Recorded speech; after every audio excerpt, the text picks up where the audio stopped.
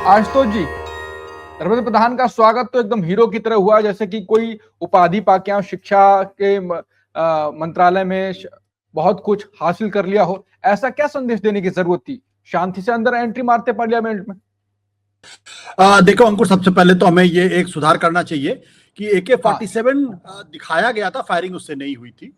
तो हमारे जहां तक एक रिपोर्ट में उसमें है कि हाँ, हवा में फायरिंग की गई, एक दो के पैर में भी लगी। अब वो अभी भी दावों के हिसाब से ठीक है, नहीं, अभी जब तक वो कंफर्मेशन ना हो जाए तब तक उस बारे में हमें नहीं करना चाहिए, क्योंकि वो तस्वीरें सबने देखी जिसमें एक आदमी एक सिपाही जो है वो AK-47 लेके घूम रहा है। और अब वो उसने फायरिंग की नहीं फायरिंग की, इस बारे में हमारे पास कोई जानकारी नहीं, तो हमें इस बारे में फिलहाल नहीं बात करनी चाहिए। जब वो बात हो जाए तभी हमें इस पर कंफर्म करना चाहिए, कंफर्म हो जाए तभी बात करनी चाहिए। देखिए, मुझे लगता है कि सरकार जो है इस वक्त गलतियों पे गलतियां करती जा रही है। सरकार ने एक भूल सुधार करने की कोशिश की कि जब आंदोलनकारियों का जो सबसे बड़ी मांग थी, वो मांग तो जो आप बात कर रहे थे AK-47 लेके दो शाम जो वीडियो में हमें दिखाई दे रहा है, यही AK-47 का जिक्र है। लोग कुछ आरोप लगा रहे हैं, कुछ वीडियो के बाद। जी आप आगे। नहीं, हम पत्रकार लोग हैं, जब तक हमारे पास कंफर्म है फायरिंग का, तब तक हमें वो बात नहीं करनी।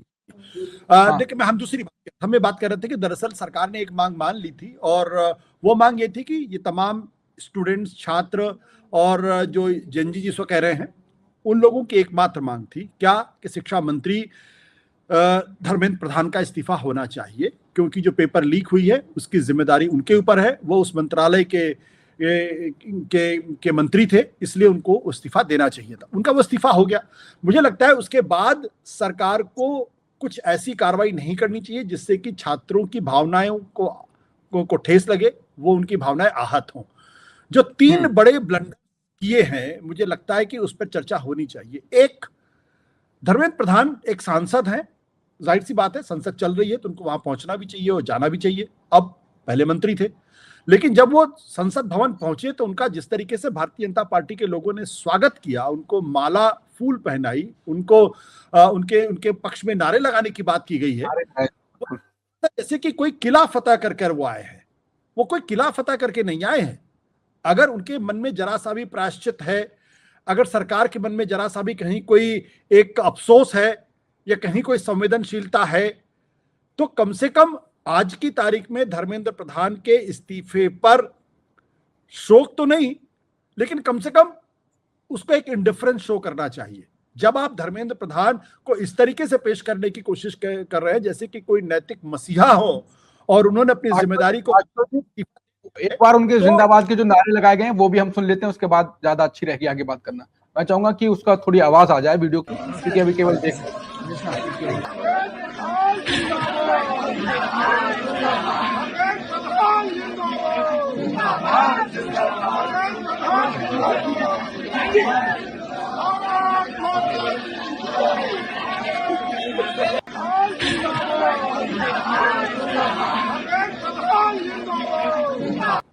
ये धर्मेंद्र प्रधान जिंदाबाद, क्या धर्मेंद्र प्रधान कोई किला फतह करके आए हैं? मतलब ये सोचने वाली बात है। लेकिन उसको कहते हैं ना कि विनाश काले विपरीत बुद्धि। ये जो तस्वीर है, ये तस्वीर तमाम छात्रों को नाराज करेगी, उनको इरिटेट करेगी और उनके घाव पे मलहम लगाएगी, क्योंकि उनकी मांग ये थी कि धर्मेंद्र प्रधान को इस्तीफा देना चाहिए, क्योंकि पेपर लीक को वो संभाल नहीं सके और वो इनकॉम्पिटेंट एक तरीके से साबित हुए। उन्होंने अपनी जवाबदेही कबूल नहीं की। अगर ये इस्तीफा उन्होंने तब दिया होता जब पेपर लीक हुआ था, जिस तरीके से लाल बहादुर शास्त्री ने तब इस्तीफा दिया था जब रेल दुर्घटना हुई थी, या माधवराव सिंधिया ने इस्तीफा दिया था जब प्लेन दुर्घटना हुई थी, नीतीश कुमार ने भी इस्तीफा दिया था जब ट्रेन दुर्घटना हुई थी, तब तो हम मानते हैं कि उन्होंने एक नैतिक जिम्मेदारी ली कि हाँ, मुझे एक संवैधानिक जिम्मेदारी दी गई थी और हम उस संवैधानिक जिम्मेदारी को निभाने में पूरी तरीके से नाकाम रहे, इसलिए मैं अपने पद से इस्तीफा देता हूं। आपको इस दौरान तो किसी तरीके का कोई गिल्ट नहीं हुआ, किसी तरीके का कोई अपराध बोध नहीं हुआ, आप अपने पद पर लगातार बने रहे।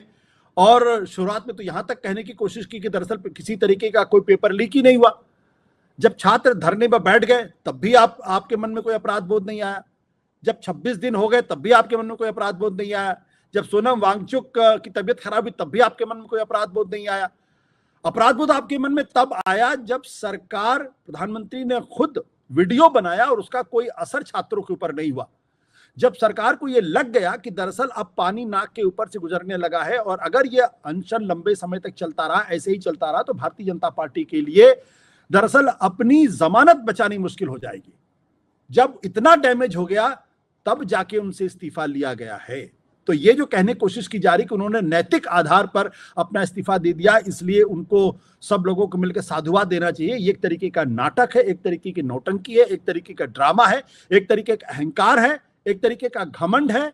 और सरकार उनके माध्यम से बताने की कोशिश कर रही है कि हमने किसी दबाव में फैसला नहीं किया, बल्कि नैतिक जिम्मेदारी लेते हुए धर्मेंद्र प्रधान ने अपने पद से इस्तीफा दिया। तो ये बहुत बड़ा ब्लंडर है। ये तस्वीर बार बार इनको परेशान करेगी, मैं बहुत गंभीरता के साथ। दूसरी बात, जो छात्र नेता हैं उनको वो कहा जा रहा है कि वो पार्टी मना रहे हैं। क्या पार्टी मनाने का अधिकार उनको नहीं है क्या? वो लोग भूल गए जो छात्रों की पार्टी बनाने के ऊपर तंज कस रहे हैं या इसके वीडियो को लेकर सवाल खड़े कर रहे हैं कि जब बाबरी मस्जिद के ऊपर जब फैसला दिया था सुप्रीम कोर्ट के 5 जजेस ने, जब 5 स्टार होटल में जाके उन्होंने पार्टी मनाई थी, खुशी जताई थी, तब इस तरीके का सवाल तो किसी ने खड़ा नहीं किया।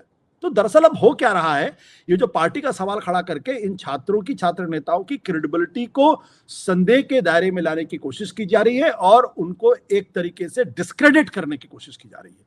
ये दूसरा ब्लंडर है जो दरअसल ये सरकार कर रही है। इससे निश्चित तौर पर छात्रों के बीच में सरकार की छवि, बीजेपी की छवि अच्छी नहीं बनेगी, बल्कि वो और इरिटेट होंगे, उनके अंदर गुस्सा और बढ़ेगा और वो आहत महसूस करेंगे। तीसरी बात, मैं कल से देख रहा हूं लगातार देर शाम से कि टीवी चैनल्स पर आकर भारतीय जनता पार्टी के प्रवक्ता या फिर उनके तमाम तथाकथित छद्म प्रवक्ता, जो दरअसल हैं तो भारतीय जनता पार्टी के, हैं तो वो संघ परिवार के, आरएसएस के सदस्य हैं, लेकिन वो आके ऐसे अपने आप को पेश करते हैं जैसे कोई राजनीतिक विश्लेषक हो, जैसे कोई इंडिपेंडेंट बात कहने जा रहे हैं।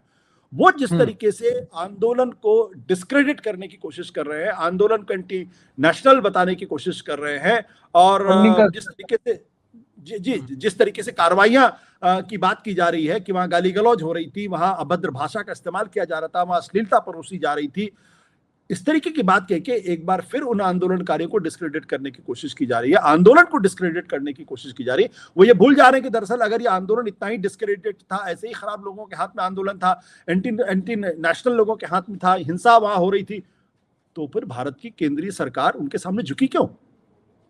क्यों उनके आगे आकर उन्होंने अपने शिक्षा मंत्री का इस्तीफा ले लिया? कौन सी मजबूरी थी?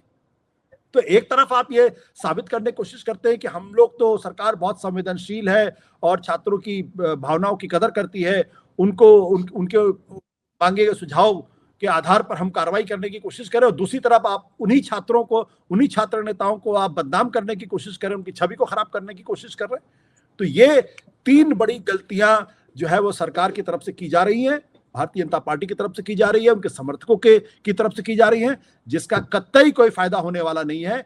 इससे आज का जो युवा वर्ग है उसमें और नाराजगी होगी, सरकार के प्रति उसके अंदर और गुस्सा भड़केगा।